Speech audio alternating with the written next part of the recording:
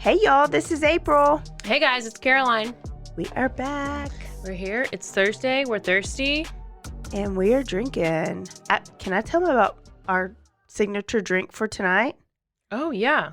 It's really not signature. It's really not very, Oh, and this is Bloody Happy Hour. This is Bloody Happy Hour. Mm-hmm. Glad you've tuned in. So we are drinking. You should tell us what you're drinking on, but we are drinking tonight something different. It's always vodka. Always. However, tonight... I know this is a week late, but I just keep getting tweets about the remains. I'm going to have to turn my phone off. Yeah, she's real distracted because she's real pissed that is supposedly Brian Laundrie's body. Remains. It is. It was told to police. It was told to the parents. It has been confirmed that the police have informed Brian Laundrie's parents that the remains found at the park are Brian's, which, based on what we think and what I just changed my mind to thinking, is that it was his parents. They did it. They killed him on the camping trip.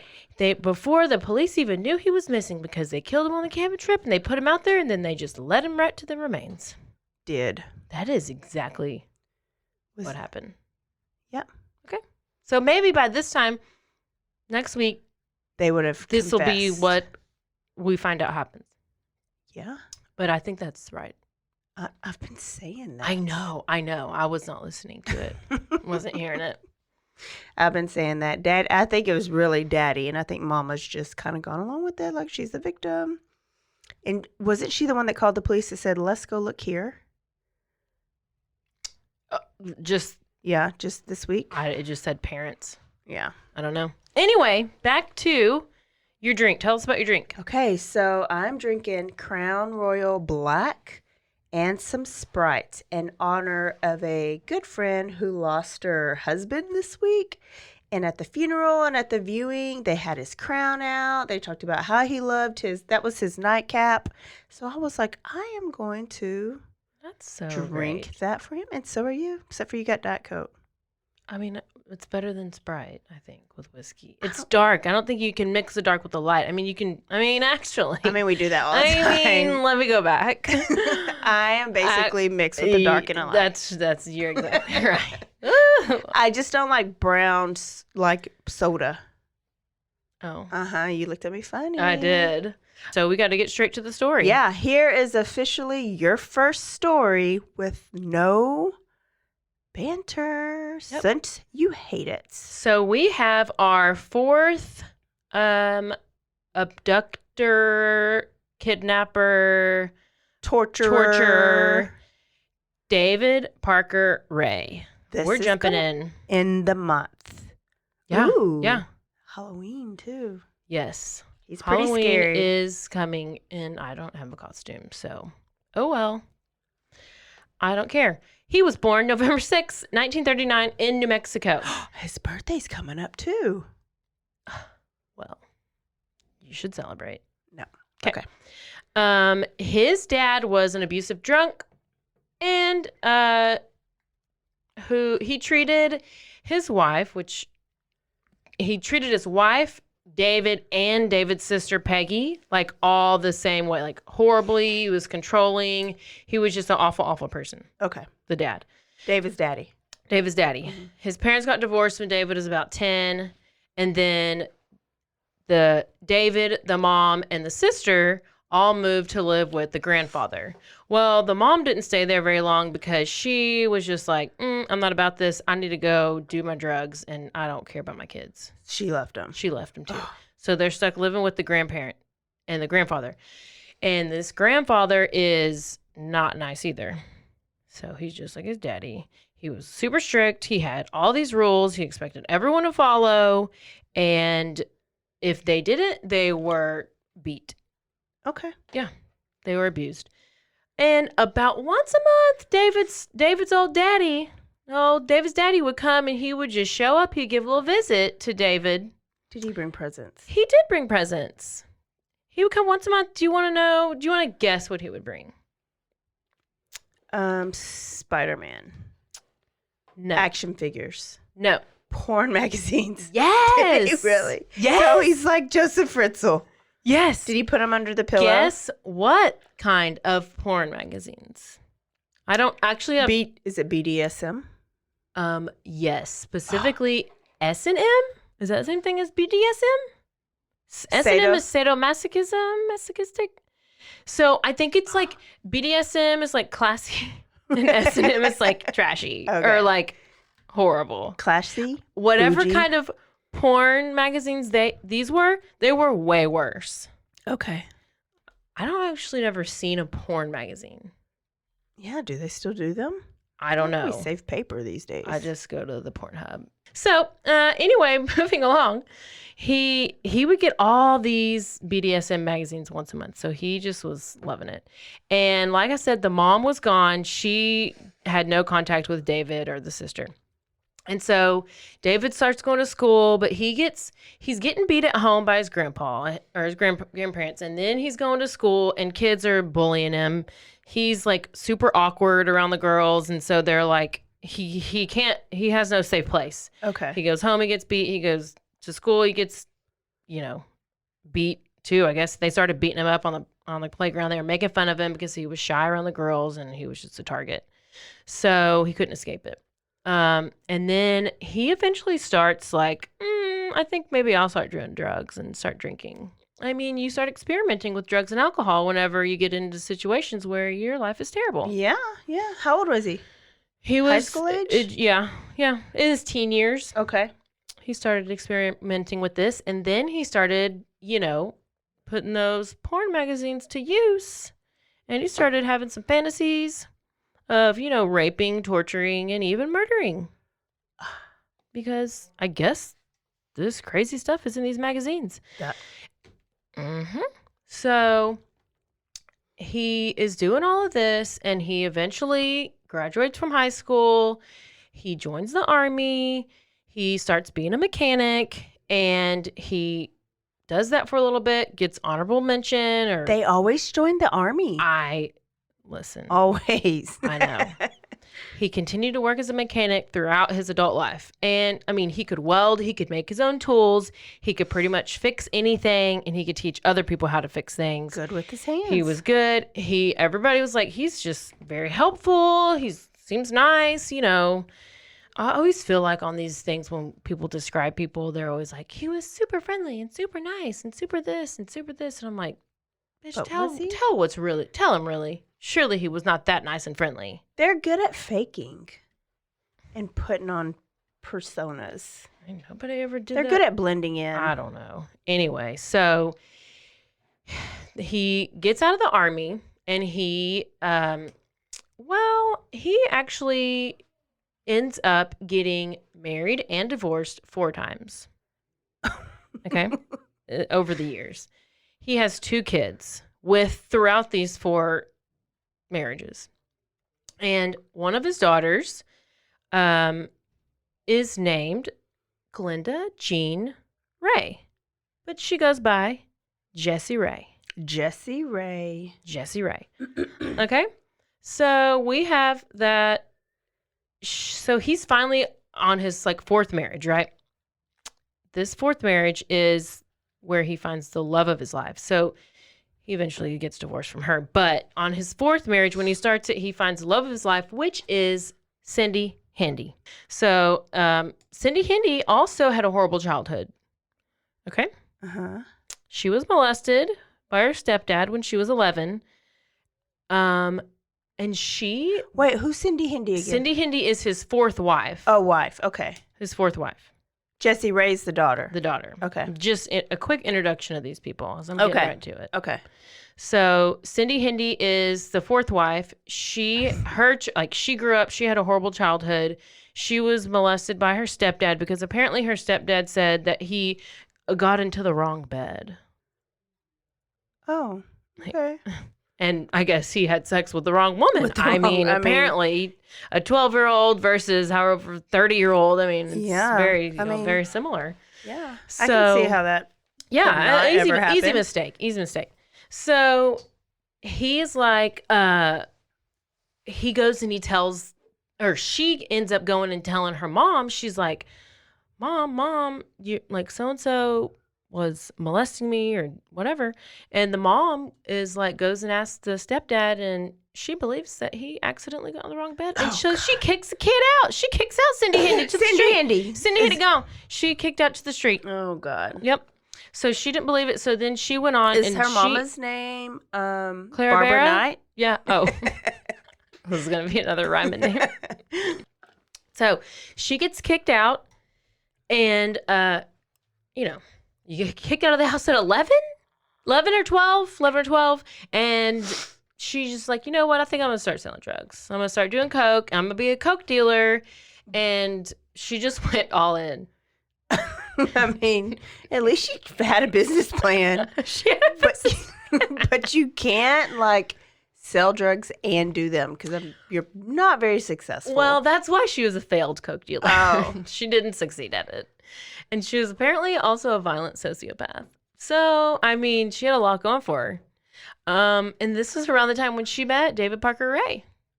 I mean, yeah. I don't know how old she is. Like, we don't need to know all that. Would we call this a power couple? Oh, for sure. Oh, for sure. Yeah. They're probably the most horrible human beings and disgusting people you've probably ever will hear about. Okay. Yeah, they're real bad. And so she was like, she was on some kind of like workers release program or something. And so this is how I guess she's doing like community service. Yeah. And she ends up running into David Parker Ray. He works for the parks, like park system, and he's the mechanic for the national park. Did you tell me what state this is in? New Mexico. Okay. And now I tell you the places where we are. This is great. Okay. So they met at so Cindy Handy, she meets David Parker Ray, and they meet at Elephant Butte. B-U-T-T-E. Uh-huh. It's not booty or butt. It's Butte. Okay. Right? Yeah. Okay. So they meet at Elephant Butte. We're fast forwarding to his 50s. So living in New Mexico, they're in Elephant Butte, and this town is adjacent to a small town called Truth or Consequences. Okay. Truth or Consequences. A town is called Truth or Consequences? Truth or Consequences. Okay? Okay. Just wanted you to soak that in, okay? Take a minute. Appreciate these town names. Okay. All right. I was hung up on this for about 2 hours. So I'm trying to just let it slide by. It's gonna hit you in a couple minutes, but I'm gonna tell you about this town name because it was that's not a normal. No. So originally this town was named Hot Springs. Okay, the city changed its name to Truth or Consequences as a result of a radio show contest.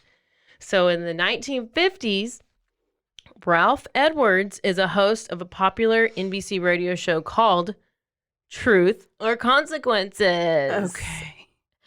And he announced that he would air the program from the first town that renamed itself after the show. We should do that with Bloody Happy Hour. So we have Truth or Consequences. Now, Elephant Butte and Truth or Consequences are right next to each other. So Elephant Butte is actually a man-made reservoir. Okay. I wasn't sure what a reservoir was, so if there's were you? It's just like, but they are schooling has failed us because I thought Vienna was in Mexico. Sausage? Vienna sausage. From the last one, when they ran off to Vienna, I thought Vienna was in Mexico. Yeah, you thought the guy was from Australia. I know. So I'm saying, like, this has nothing to do with the place. This is a reservoir. I know what that is. There water there? Is it a dam? You're close. There is water, but it is like a man-made body of water. So they made a lake. Oh, okay. Isn't that cool? So it's just like any other man-made reservoir or body of water. It's in the desert. So everyone is like, oh my gosh, this is great. Like, we got a lake in the desert. And so it turns out to be this great place for like retired people to come. And they take their boats and they fish. I mean, it sounds so nice. Yeah. Yeah. Well, no. Actually, it brought a bunch of drifters, which I didn't know what really drifters were. I mean, I assumed it was just like people drifting through life. Yeah. What's a drifter? Like they just have no place. They just move like nomad. Are they homeless? Yeah, They're homeless. yeah. So it's like basically a bunch of sex workers, homeless people, and drug addicts. Yeah. So now they're Skid Row living off. they are straight up, and they are just popping up all around. They're setting up pop tents. They're setting up trailers. They're setting up tiny houses. They are just setting up everywhere around this town. Okay. Elephant Butte, truth or consequences. Whew, it's getting serious. So around this time, 1999, the city of Truth or Consequences and Elephant Butte had the second highest crime rate in America. So it's right up there with that Skid Row. Truth or consequences. Truth or consequences. So they don't even give a shit about the consequences. No, they don't care about any consequences. They are just, yeah, they don't care. I don't have a pun. There's a ton of rapes, a ton of murders, a ton of assaults, and it was mainly the sex workers and the drug addicts who fell victims to all of these crimes. Because, sadly, law enforcement kind of brushes it under the rug if it's like a sex worker or a drug addict person who is involved in these crimes, because we just really know they have no sense of urgency in these. I won't say they typically, it just seems that they typically do not. Or they're like very put out by it, or they're like, people are like, when you choose to live that life, Yes, exactly. So it's a sad situation. Let me just tell you that this story is going to get very disturbing. Yes. Okay. So if you're listening, I just have to tell you, don't put your kids up, put your children up. Listen. I don't know if you need to let them listen to this. I'll let April tell you at the end of the episode if you need to let your kid. There's got to be at least an age Especially limit. if your kid has 3 first names like David Parker Ray. Exactly. Do not let them listen. So it gets pretty descriptive, especially when I play the recording. Okay? This is your warning. This is your warning. So anyway, back to David. He's out here. He's in this area. He's in Truth or Consequences. Over the years, he has saved a lot of money. And he's working as a mechanic. And like I said, he's working. So Elephant Butte is the state park. So that's where he's working. He, and then he ends up meeting, Cindy Hendy, which apparently is the love of his life. It's his 4th wife, and they're together. I guess they didn't get divorced. Maybe they did. Probably whenever they went to jail. Spoiler. So she was, I already told you, she had a terrible childhood. So they're living together in this double-wide mobile home. And this area is basically, it's so spread out. And you can, miles and miles of abandoned land and just open space. Yeah, and like there's, New Mexico is. Yeah, caves and it's just very isolated. So you can be as isolated as you want. So David decides that it's finally time for him to fulfill his lifelong dream. Okay. Any guesses? He wants to open his own mechanic shop. Actually, that's a pretty good guess. Okay. Yeah. He had the finances. He had a woman by his side. So he was ready to go. Cindy Hendy supported him. She was like, I think that's great. And I would love to help you build your toy box. Do you ever know, like, when you like watch a movie or like? Wait, where did Toy Box come into play? I'm about to tell you. Oh. She just said that was his lifelong goal was to build a toy box. Is to build a toy box. Oh, help him build his toy box. Okay. And I was gonna say, you ever see the title of a movie or a show, and you're like, what does that have to do with the story? Like, what does the toy box have to do with the movie? Well, I'm about to tell you. Okay. So between the two of them, Cindy Handy and David Parker Ray, they spent over $100,000 on an empty soundproof trailer as well as the supplies that were in it. So the trailer was put on his property and they stocked it with tons of supplies, including, but not limited to, saws, ropes, knives, needles, surgical tools, more needles, whips, chains, straps, electrocution clamps, Oh my a goodness. fur-lined coffin, and a plethora of sex toys. Get ready, it gets better. David had decorated the walls with explicit pornographic images of women being tied up, gagged, strangled, and he had actually just basically torn them out of porn magazines and taped them all over the wall, so he had like this porn magazine wallpaper. Oh. How lovely. Oh, I my mean, he's goodness. fancy, he's living, and he's bougie. So, with him being a mechanic, he would build and make his own tools, and he was like, I'm going to take up a new hobby, and I'm going to build my own sex toys. Oh. So, he's The got ones that are already made aren't good enough for him. No, because let me tell you, he sure did get creative. Now, everybody, I've already given you a warning. So, one of the toys he made was a dildo out of plastic PVC pipe. Oh. Now, this wasn't just like your old skinny pipe. This was think of the size of how about this Coke bottle right here? Okay. It was maybe even bigger. It was this size, but that wasn't only it. This had nails sticking out of it. Poking the outward. PVC pipe dildo had Like nails at the base of the wiener shaft. Y'all should see how she's demoing this. I should have brought a real one. It had, and then it had nails that would stick up towards the mushroom thing. I'm glad I chose whiskey for this I'm one. telling you, how many times I have to warn y'all? So these nails are there, obviously, for pain and not for pleasure, because it is supposed to rip and cut the skin. Okay? So there you have it. I hope you got a great visual from that, because guess what? I had to too. So we're in it together. Obviously, he made a couple of other different penetration machines. Okay. And he made one machine where the wiener, or what do we want to call it? Penis, Dangly langly. appendage, Whatever you want. would jab. They can't see you. They can't see It would jab aggressively, which I don't know if that's like a typical gadget that people like to use, an aggressively jab penis don't know. poking machine, but I don't know if that would spice it up, but in this case, it was made to do damage. Okay. Once again, not for pleasure. Oh, he also had ankle spreaders. I don't know what those are, but I'm assuming it just says spread your ankle. They're not normal. It probably keeps you from closing your legs. Like you put your ankles in there and you can't move them. So Yeah. you can't Yeah. reject. Yeah. Yeah. Oh. Yep.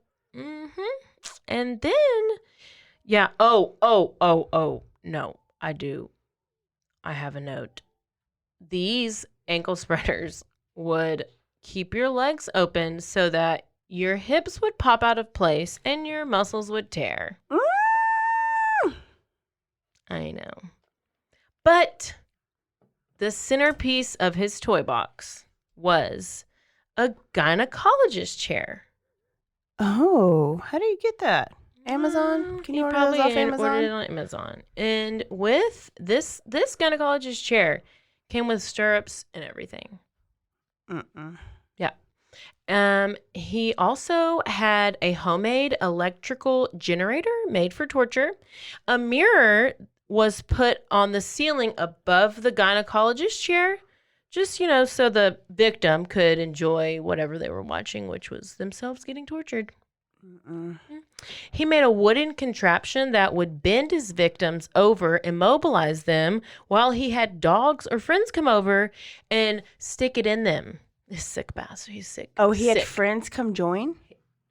The conspiracy theories about this are that so many people knew about it and were in on it and all kinds of stuff. So, And dogs? sick. What? He would put gravy into the lower area of whoever was in the contraption and let the dogs go at it. Oh, God. No. I know.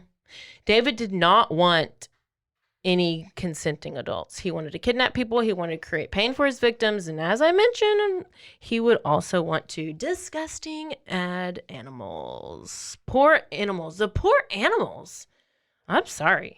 Never mind the person. They in the probably have contraption. diseases anyway. So I'm not saying that you deserve any of that. I'm just saying ain't nobody need any of that. So here we Rewind, go. Edit, go.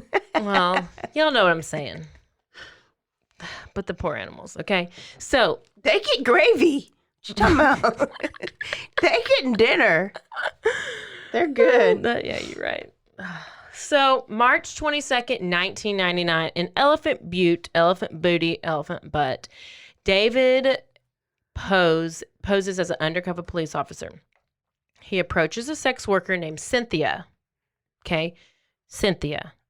Got it? Got it. So Cynthia's in a parking lot, and he comes up to her, and she's like, offers like him a blowjob or something. I don't know. And she's like, She offers the police officer the Okay. blowjob? listen, David posed as an undercover police Oh, officer. undercover. Yeah.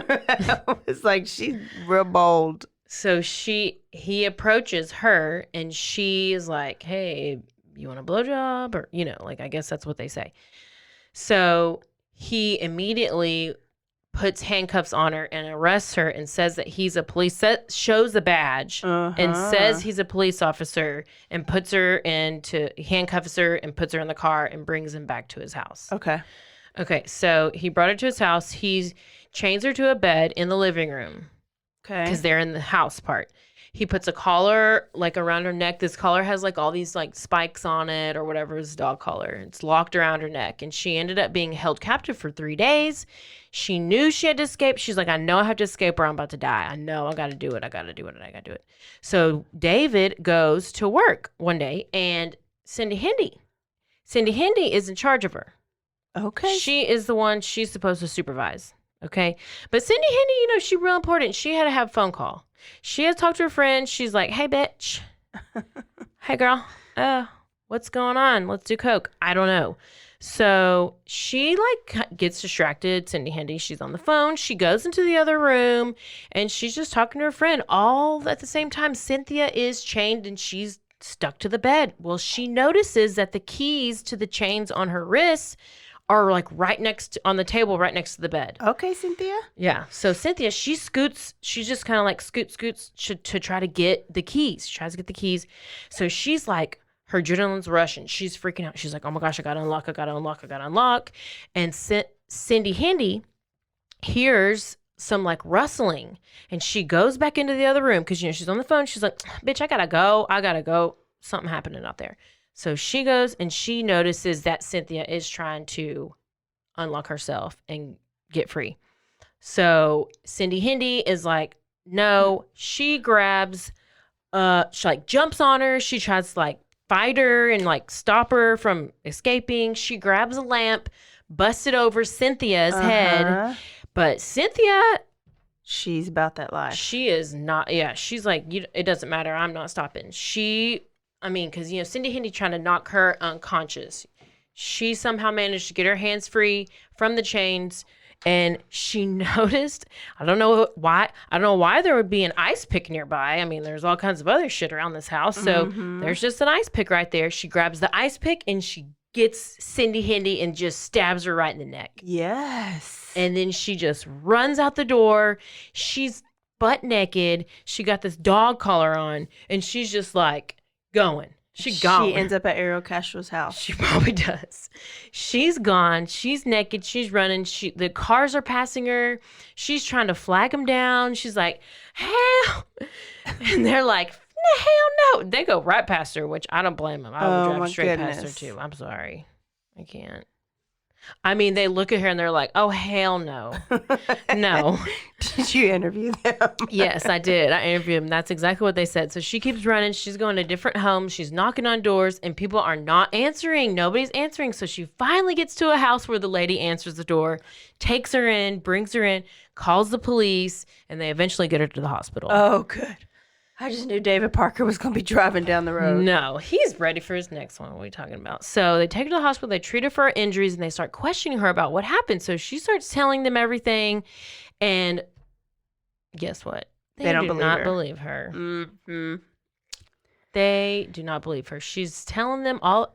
I mean, they don't find her credible because obviously she's a prostitute, and they just dismiss her whole story because they know who. Like, I guess they probably know who she is. Yes. On the streets.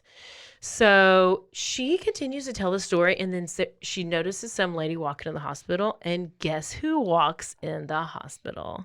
Don't say Cindy Handy. Cindy Handy up, and she walked in the hospital. Walked to, because she's hurt. Yes, because she got, I don't know like, how is she a nurse? No, she walked in, or she was brought in or whatever because of her injury of the neck. So then Cynthia's freaking out. She's like, that's her, that's her. Yes. And they're still like, nah. No, they finally believe her. Okay. So now police go and they start questioning Cindy Handy. Yeah. So they end up going to, they question her, they end up going to the home and they search it and they see this place is a complete mess. There's chains around the bed. There's a waste bucket where they had to made Cynthia like pee and stuff and go to the bathroom. They noticed signs of a struggle. They noticed a broken lamp and they're like, okay, she's not lying. That's so nice of them. And Cindy Handy and David are taken into custody. Okay. Police continue. Podcast over. Yay, that was so yeah, good. wasn't that good? Oh, yeah. So they start searching the home and then they head to the trailer. And they see a variety of signs hanging in this toy box. The trailer is a toy box. Okay. But they live in a trailer. So they live live in a home that's a double wide. Is that a trailer? Yeah. Oh. And then they have their extra, like, think of a big 18-wheeler truck. Oh, and yeah. That back part is called the trailer, The right? trailer, okay. So that's what, or a container or whatever. It looks like it's just a container. Okay. That's what the pictures look like. So that's the toy box container. So they do search the house, and then they are about to go and search the toy box. They see all these signs hanging in this toy box. One of the signs reads Satan's Den, and another one reads The Lore of Satanism. And I know. The police then realizes David's motive in all of this is Satanism. Oh, okay. I know. So the next to the Satan's Den sign, they see a tripod with a big fancy old RCA camcorder. Gotta love RCA. That's ones where you actually put the big VHS tape inside in there. thing. It's crazy. Yeah. So they see this camcorder and it's facing the gynecologist's chair. They then find a clipboard, what they call a roll call list of victims that he had. It just basically lists the victims that he had from 1993 to 1997. And this clipboard has a list of dates. Like, so, for example, it would say, like, abducted date, and it would say February 7th, 1994, 27, April 16th, 1994, documented. 33. And the list goes on, and it's tons and tons of dates. And the numbers just continue to grow throughout 1997. So he would mark a tally mark for, he would like tally, I guess, right by the date for each time an assault was committed by him. He just messed his own self up. Yeah, you don't even know.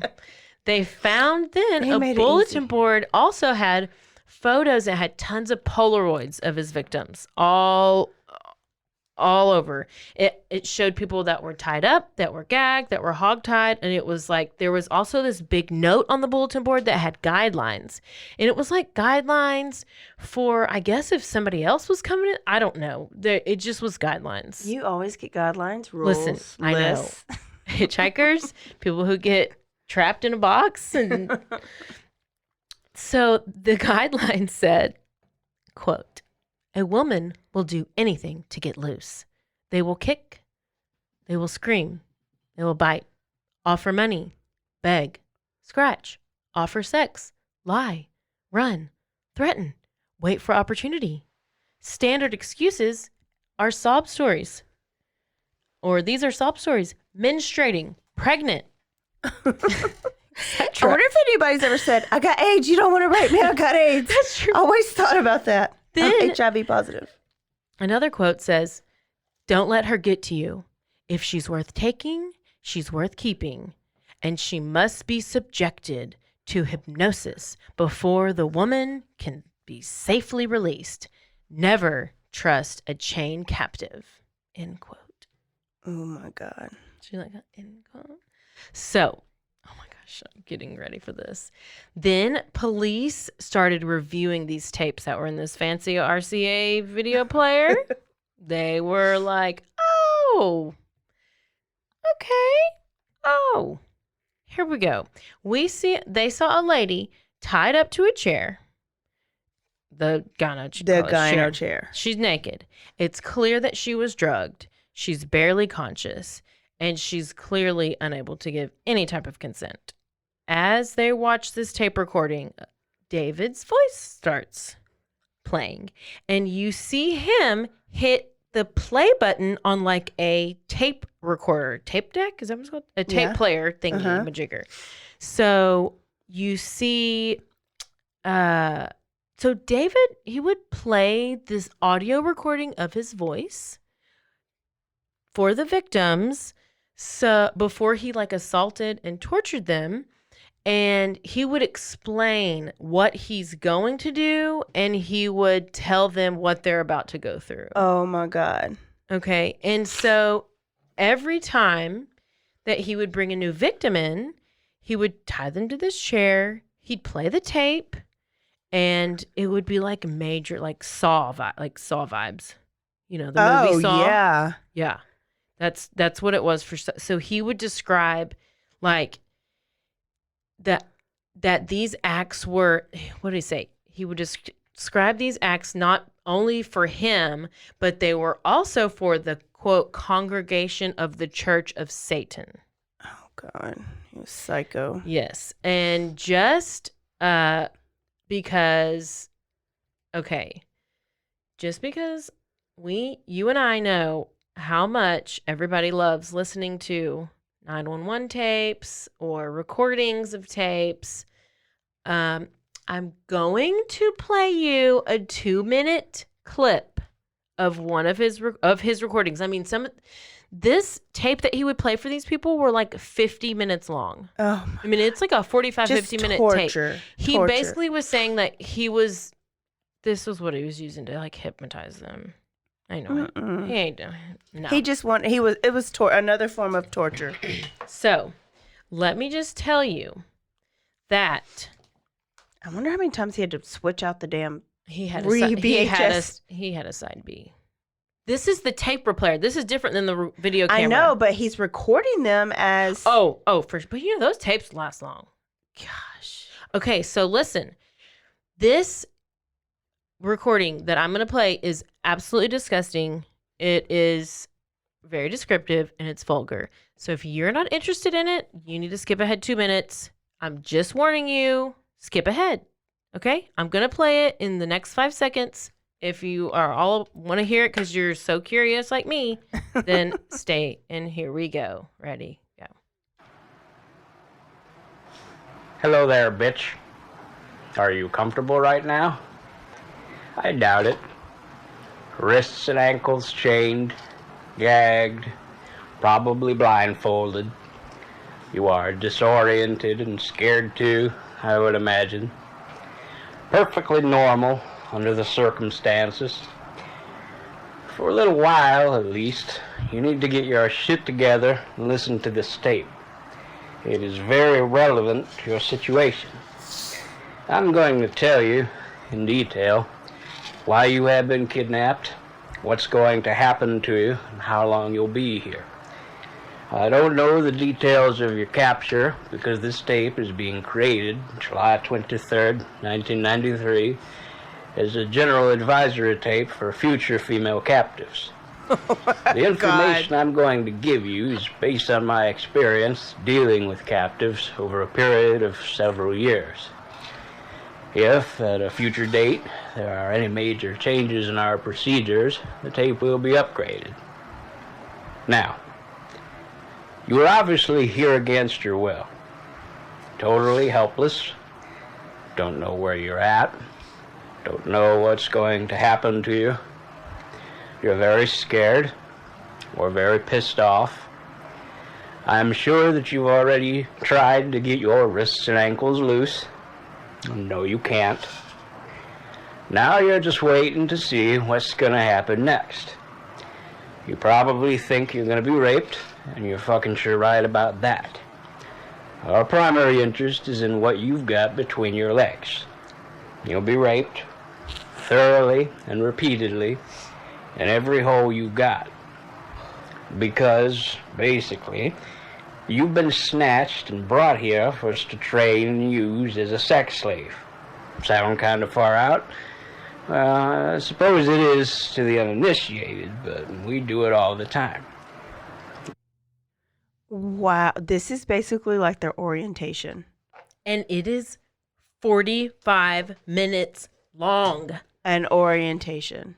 He repeats and he rambles the same nasty-ish over and over and over sexual nonsense, and he just needs to go get a damn puzzle or something. Yeah. Because he's real bored, and he's not very good at hypnotic. What? Hypnosis? Oh my gosh, yes, hypnosis. I mean, and when you finally think this tape is over, it's like, nope, side B, flip it over. Do you hear him flipping it over? You probably do. Oh my gosh. I mean, I did not feel like I was hypnotized when I was listening to it, so I was actually kind of mad. But no, nasty garbage. He's nasty garbage. And you know what? If you want to hear the whole recording, you could just go right over to YouTube and listen to it all because it's there. So, anyways, back to it. Police, like I said, they were looking through all the footage, okay? They're going through all the footage. They're trying to figure out who this lady is who is in this video, who is tied up in this chair. So they want to find her. They want to question her. They want to figure out what's going on. They notice that she has this tattoo on her like ankle calf area. And they're like, it's a very unique tattoo. And they needed to figure out how to get it out to everybody. So they needed help really identifying her because it was like really grainy footage. But they ended up sending it over to the FBI. And then somehow the FBI determines like what kind of tattoo it is, and they get like this picture out to everybody.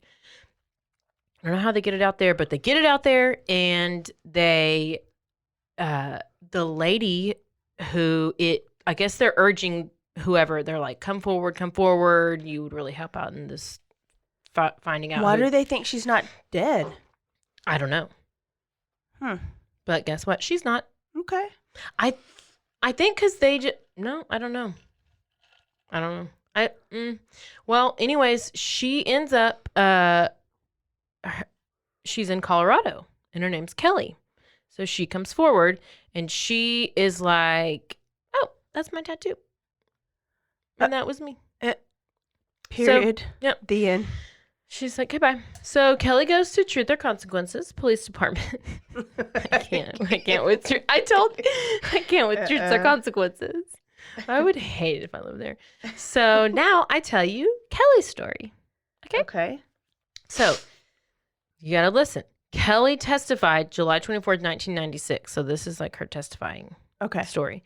So she said that she and her husband at the time were living in Elephant Butte.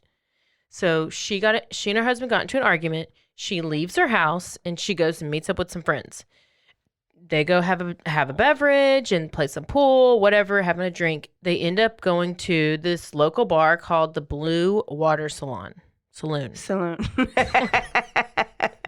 knew it was saloon. I don't know. Or she got her hair done. She also got her hair done by Jessie Ray. So at this bar, she actually does run into Jessie Ray. Pop quiz. Who's Jessie? Daughter. Yep. David's daughter, Jessie Ray. And yes, Kelly actually knew her. Like they kind of knew each other for a couple of years. I mean, I wouldn't say they're like great friends, but they knew each other. So towards the end of the night, Kelly's like, she's not feeling really good. She's feeling like dizzy and she's feeling like sick. And she's only had one beer. So she's like, oh my gosh, I need a ride home.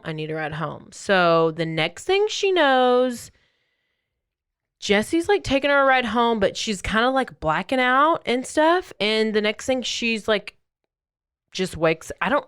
Okay. Wait, Jesse drugged her? Yes. Jesse works Ray's- at the saloon. No, Jesse Jesse's- Ray is just there Hanging out. and they had been friends, but Jesse Ray is part of everything. How did he convince his wife and his daughter? Listen, they're all a bunch of drug addicts out there. I'm telling you, it's all conspiracy. Wow. So, but the thing is that Kelly didn't remember anything. Nothing. She did not remember a thing. Later, okay, this gets confusing. I'm going to try to just read what I have so I make it clear.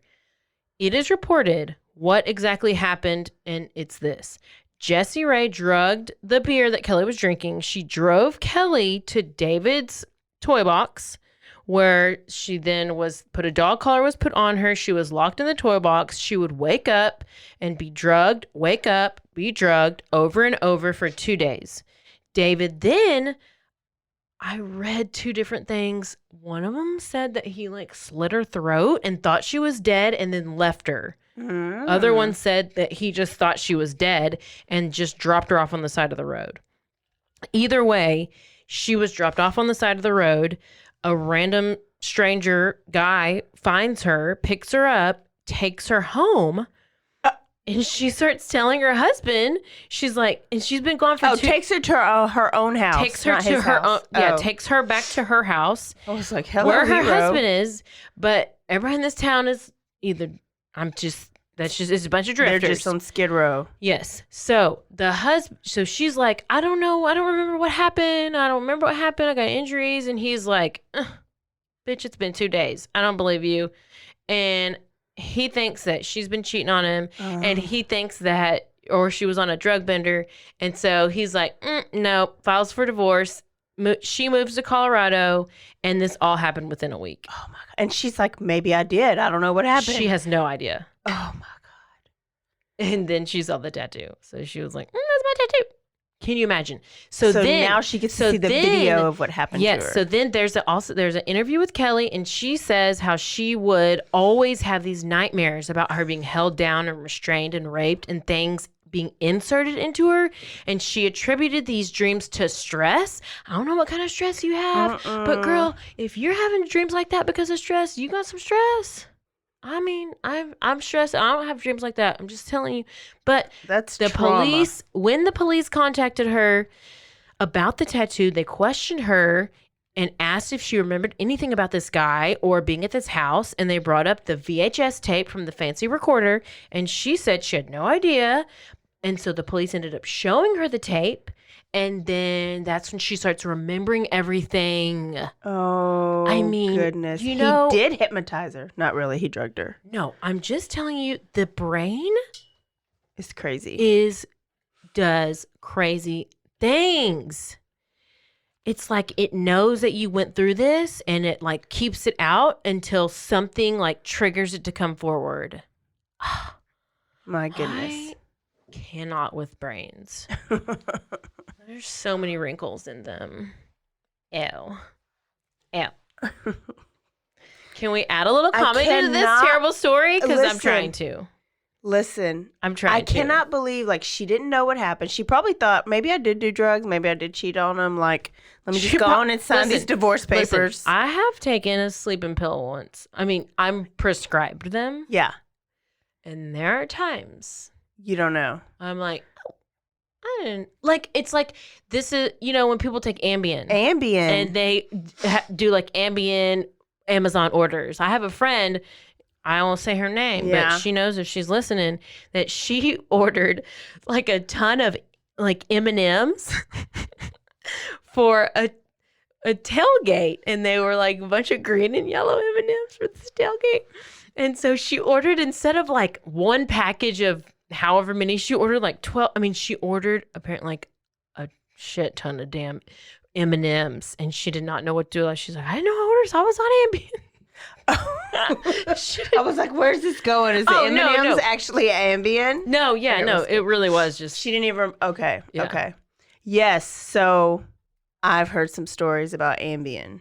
Yeah. Like I would think like Amazon well, that I don't know, or people driving places and not knowing, like they're like, oh, I'm gonna go to Dairy Queen, I'm gonna go get a Blizzard, and then they don't even know they ate the Blizzard, half the Blizzard left on their sweatshirt, and half of it in That the was bed. you. Oh, that was last weekend. That was last weekend. Whoops, my bad. At least you only ate half of it. I know the other half was in the bed, and then Jax ate it. So no, but listen, I really do want to go get a Blizzard. I'm gonna go get one right after this. Okay. If only they would give us a sponsor, I would talk more about it. I'm just kidding. I will talk about Blizzards from Dairy Queen all the time. Texas stop sign. So the media ends up getting a hold of this story, and they start reporting on it. And there's another victim that comes forward. Okay. Angelica is the victim. Now, she had previously been to police to report her encounter. Like, after she had her encounter, she immediately went to police. But they didn't believe her. Yeah, and this was actually before the whole Cynthia situation. Cynthia, the one who... The original one. So she had originally been to them, but they did not take her seriously because guess what? She's a sex worker and a drug addict, and you could probably guess that. So now the media had gotten a hold of the story, she had gone back to police to follow up with her original claim on this incident, just to kind of give them a little bit of information. So, remember when I came here back then and you didn't believe me? Back then, well, I went and told you. Now I'm here. Here we go. What's the song? I don't know. Oh, I know more rap songs. Back in the days when I was young, I'm not a kid anymore. No, that's a country song. I'm talking about back then you didn't want me. Now I'm hot. You all want me. Anyway, I'm a rapper on the side. So finally, investigators talk with good old Cindy Hendy. And they told, she tells officers a lot. This is why she is a horrible excuse for a human, because she doesn't care about anything. Any of them. Nothing. She doesn't care about, I don't even think she cares about herself. Oh. She told officers that she had participated in several assaults and that she was willing to give up any information on David as long as she would be able to get a lesser sentence. Oh my God. So talk about some loyalty. Yeah. Girl, you loyal. Bitch ain't loyal. So she told officers that... These hoes ain't loyal. You did. You did. Sure did. So she told officers that David knew... Okay. It's that David knew he had been tipped off to the FBI because the FBI had come by his house and questioned him on a slavery ring. I'll get to that more in a second. He reassured Cindy, like, no, I've talked my way out of it. Don't worry about it.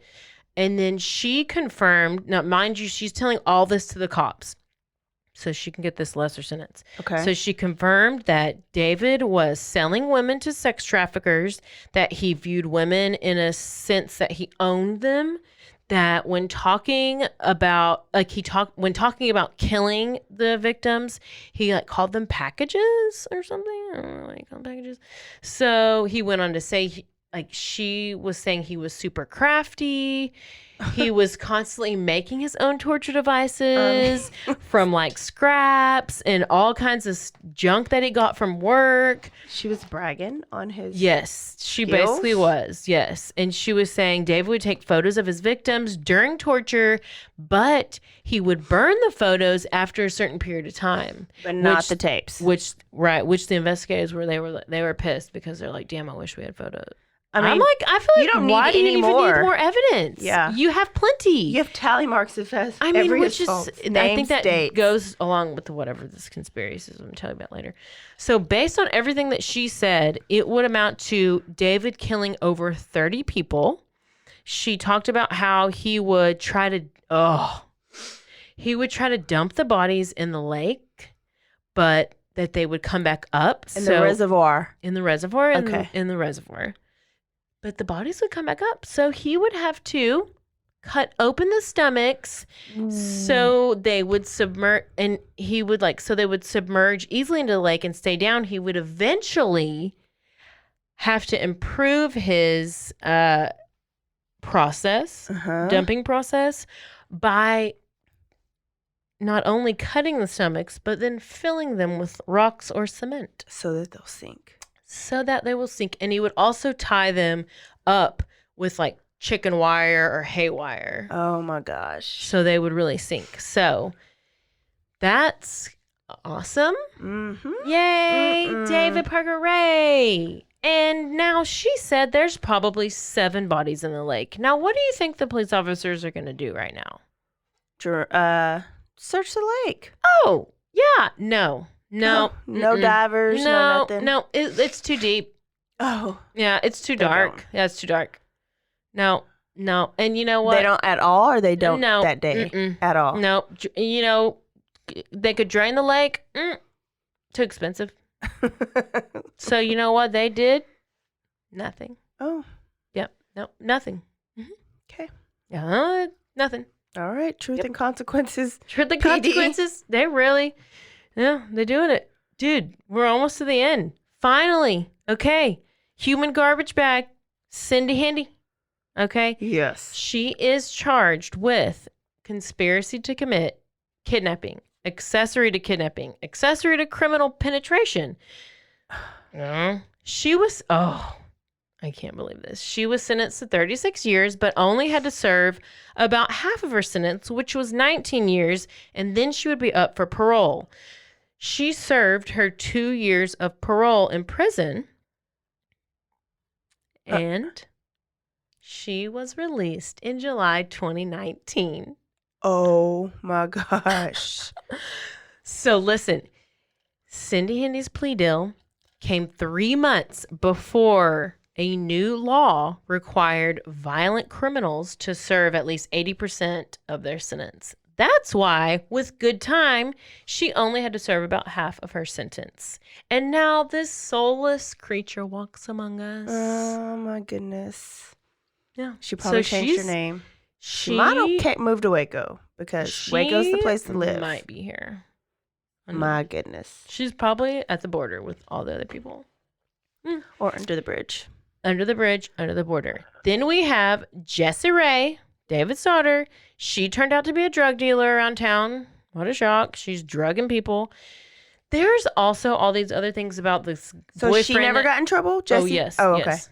She also had this boyfriend who I just didn't go into that much detail because I didn't want to have this be a 2-hour-long thing. Yeah. So she has this boyfriend named like Roy Nancy or Roy Clancy or something fancy. Fancy Nancy. Fancy Nancy. So she has this boyfriend and he is like kind of a part of this, but he just like ends up helping. I don't know. The whole point is we think that there's a lot more people involved that are like really not than David Parker Ray. Wow. So she, Jessie Ray, claimed to know nothing about what was going on in the toy box or what was happening with the women, but she assumed that they were being raped.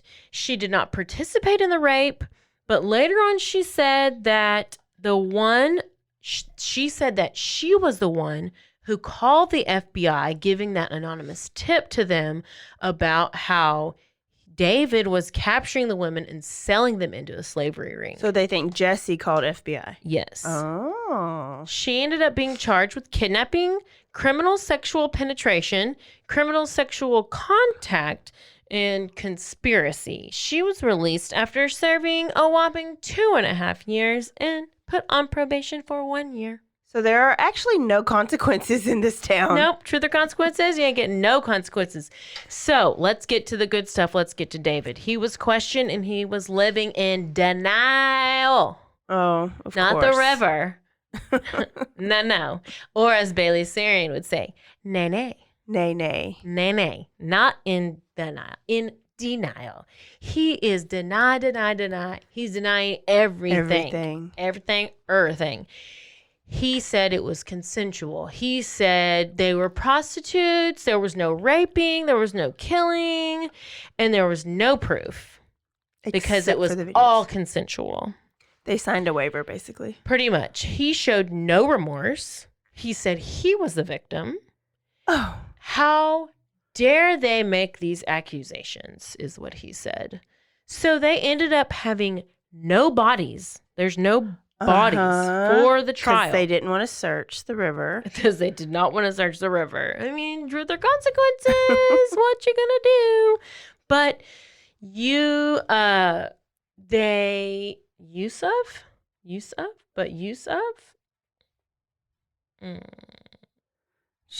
She doesn't know what she We're typed. gonna cut this out. I don't know what I typed. Oh, I was right.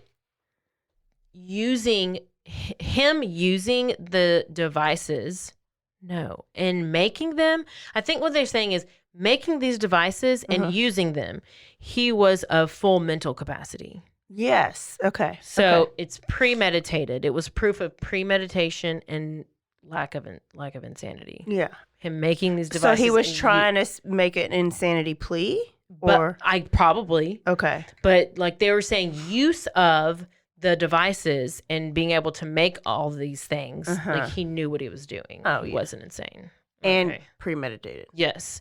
So he's put through 3 different trials, one for each living victim that they have proof of or whatever. So there's Cynthia, Kelly, and Angelica that he's going to have 3 trials for. Well, unfortunately, Angelica died of a drug overdose, so she did not get to have a trial for her. I know. She was like 28. Man, I know, Angelica. it's real sad. So he agreed to a plea deal I don't even want to hear it. receive, this was his deal, 224 years. Oh. I know. I'm I know, okay. but can you imagine that's your deal? Yeah. Like, that's real terrible. You're awful. And in exchange for Jessa Ray to receive a reduced sentence, which obviously we know she only received 2.5 years. So I guess, I don't know how that even, I don't know. He was looking out for his daughter. I guess so. So it is believed that he raped, tortured, and killed over 60 women. Wow. However, there are 0 remains. There's location, 0. High body count comes from journals he kept entailing all the things he did to each victim, but it doesn't say where he buried them. But here we go. After his arrest, he agreed to show authorities where he buried the victims. Okay. But conveniently, in May 2002, David Parker Ray suffered a massive heart attack and died at the age of 62. Bye. Oh my God. And scene. That's it. That's closure. That's where we end. No closure. Cindy Hendy out. Jessa Ray out. And his toy box, I'm pretty sure, is available to go tour. Is it really? Yeah. I'm pretty sure. Truth and Consequences is trying to make some money. We have to go to Truth or Consequences. My goodness. April's going to post pictures of Truth or Consequences tomorrow. This is why he falls under the radar, because he don't have any numbers. Exactly. That's why I'm saying this is, apparently it's not a well-known or maybe talked about, or some would say that only people who are into true crime know about this guy. I just remember seeing him on all the different shows or I would just see Toy Box, and I'd hear his name, and I always love the 3 names because I'm like, they're always the craziest ones. Yes. But apparently, and that's why I'm like, because it seems like it almost seems dumb if you can't be considered a serial killer if you haven't killed. I mean, you've killed people, but apparently there's this thing where there are lots of conspiracies about this whole case. So many people saying so many people helped him out, that there were a lot of people involved, and it was like super sus, like police officers helping, people in the community helping, probably, and it was like this whole in MK Ultra situation, they where they made him have a heart attack, mind control, all this stuff. Yeah, go if y'all want to know more about it. You go look, because there's all this weird stuff. Maybe that's why it wasn't such a big deal, because they were all in on it, because they're doing all this slave trade, like Jeffrey Epstein type of situation, slave trading, trading all these. I'm They real out of wanted breath. these Skid Row people to come into town. Yeah, that's why they built that reservoir. I wonder if the people who are in on it actually made him have that heart attack because he was going to keep talking. Oh, kind of like Jeffrey Epstein. Yes. Well, that was a mouthful, and I we're know. just I gonna tried to go real fast, and I think we did good. We Oh, got yeah, it's a under good an time. hour, Yes. so no complaints. So that's sliding us right into next month. Yep. Serial killers all month. We're doing B Team serial killers, by the way. Yeah. So that means maybe you haven't heard of them. Yeah. Brand new, not the originals. They're- We'll do those eventually. They're like JV. J- They're just as bad, but they're maybe not as well known. Yes. Yes. I was never there, so I don't know what that means. Sorry. She was never JV. Nope. Anyway, so look forward to that. Is there anything else? No, we just want to say thank you for listening. We appreciate everybody. We love it. This is awesome. And keep listening and keep Always. tell your friends about it. Tell your friends about us and share episodes. Yes. Because that's great. And we are working on some merch. I'm so close. I'm so close. So close. Look forward I to know. that. So you have things to look forward to. I'm trying to get some hoodies for us. Before hoodie season I is know. over. I'm going to do it. I'm going to do it. All right. So rate, don't forget review, to- subscribe. Yeah. And email us if you have any crazy stories. Don't forget to Stay aware. stay alive. And always be DTF. Bye, y'all. Down to find. Bye.